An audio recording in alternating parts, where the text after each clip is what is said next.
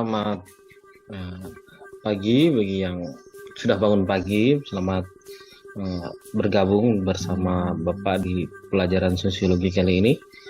Adil Katarino Bacuramin Kasaruga Basengat Kajawata, semoga semuanya sehat dalam lindungan Tuhan. Kemudian jangan lupa terapkan 3M, selalu memakai masker, mencuci tangan, dan menjaga jarak. Jadi kemanapun kita pergi, semoga kita selalu dilindungi, akan diberi kesehatan. Baik, kali ini kita akan masuk dalam pelajaran sosiologi untuk kelas 10. Jadi materi kita yang pertama itu adalah, perkenalkan dulu ya sebelumnya, nama Bapak Ibrani Nasiun. Bapak mengajar mata pelajaran sosiologi untuk kelas 10, 11, dan 12 di SMA Negeri 1 Montrado ini. Jadi untuk pelajaran daring kali ini kita akan mempelajari tentang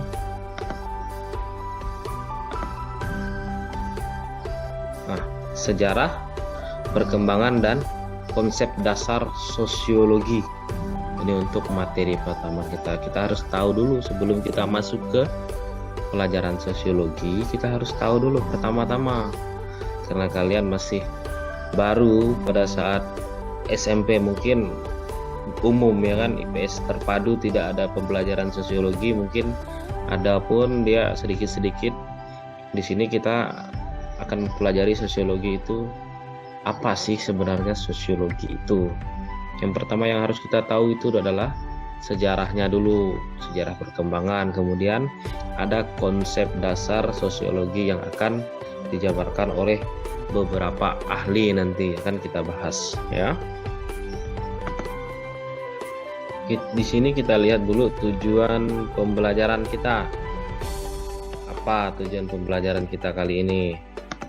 Ya, bisa dilihat tujuan pembelajaran kita itu adalah peserta didik itu diharapkan mampu untuk menjelaskan dan menalar.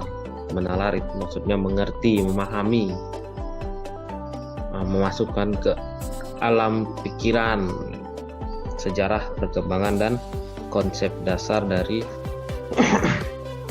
sosiologi, yang mana sosiologi itu juga memiliki fungsi untuk mengkaji gejala sosial yang ada di masyarakat.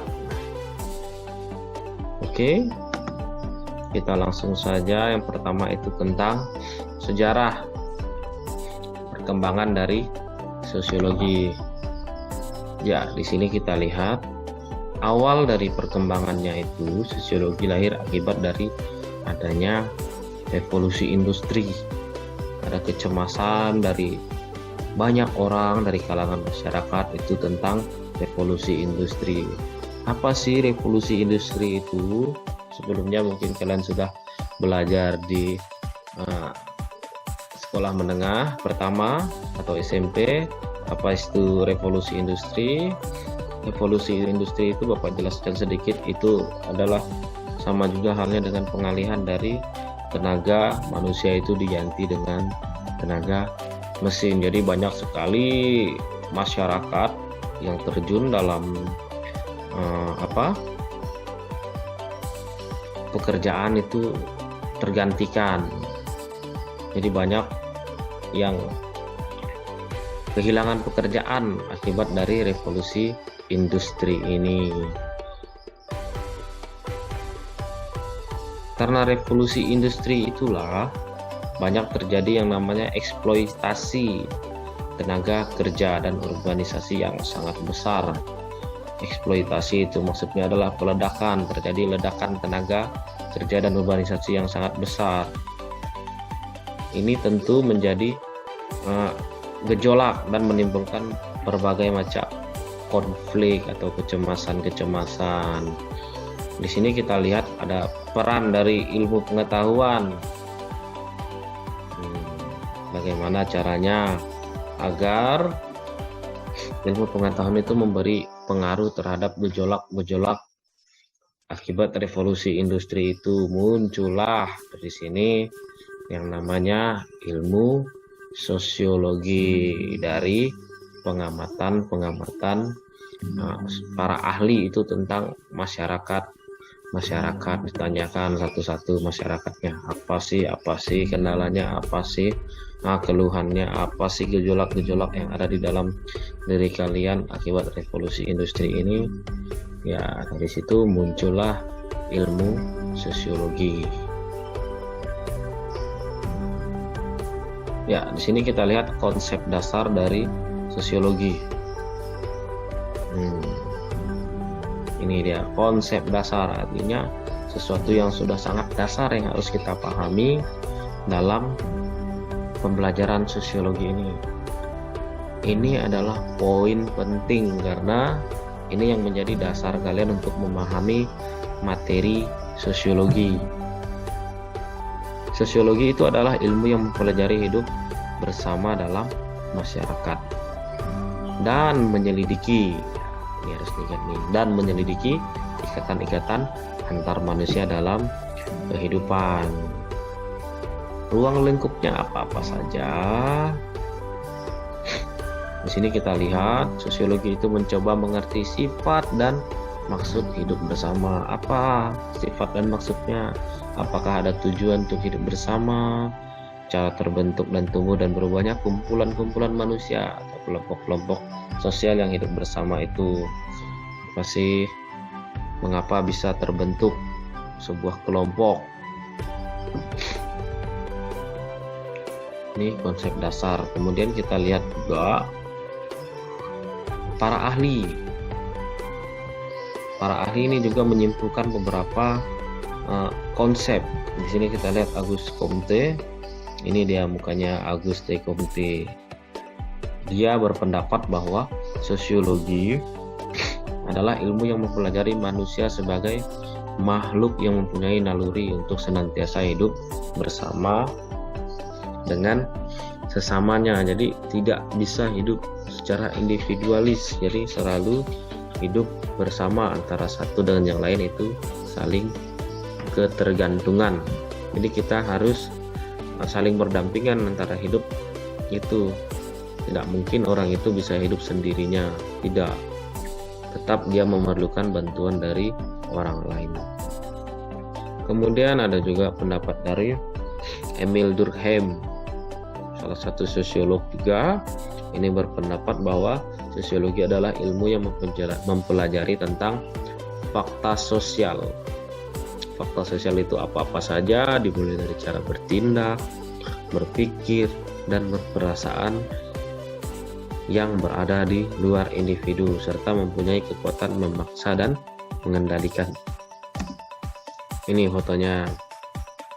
Kemudian Max Weber, salah satu sosiolog juga, ini tentang pendapatnya tentang sosiologi itu apa. Sosiologi adalah ilmu yang mempelajari tindakan sosial. Ini menurut Max Weber.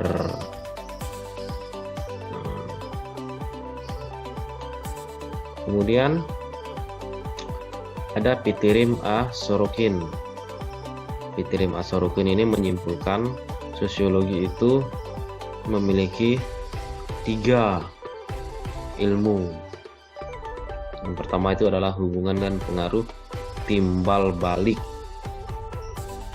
antara aneka macam gejala sosial. Kemudian yang kedua itu hubungan dan saling pengaruh antara gejala-gejala sosial yang ada, itu tadi. Kemudian yang ketiga itu ciri-ciri umum semua jenis gejala sosial. Pitirim A. Sorokin ini lebih mendefinisikan sosiologi itu sebagai gejala sosial yang ada dalam masyarakat. Kemudian di sini menurut Selo Sumarjan dan Sulaiman Sumardi, dari 2 sosiolog asal Indonesia ini, sosiologi itu atau ilmu masyarakat adalah ilmu yang mempelajari struktur sosial dan proses-proses sosial, termasuklah di dalamnya itu ada perubahan sosial. Itu ada beberapa pendapat tadi dari ahli tentang konsep dasar dari sosiologi. Kemudian kita lihat berikutnya itu hakikat dari sosiologi.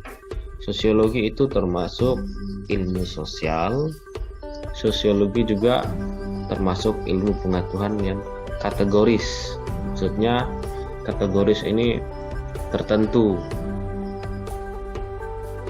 ya, bukan sains. Kalau sains itu lebih ke ilmu pasti. Jadi kalau sosiologi itu merupakan ilmu pengetahuan yang kategoris.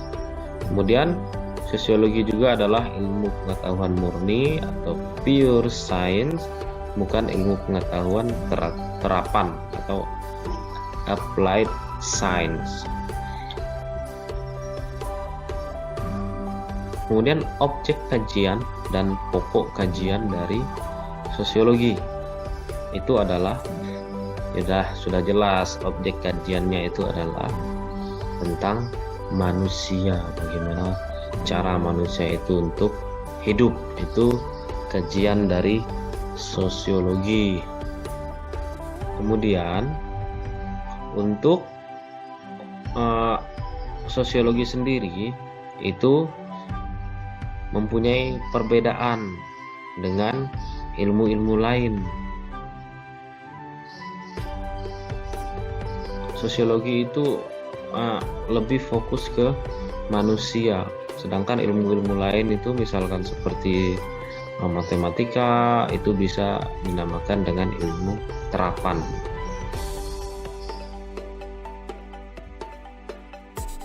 Berikutnya itu ciri-ciri dari sosiologi. Ada beberapa ciri-cirinya: bersifat empiris, teoritis, kumulatif, dan non-etis.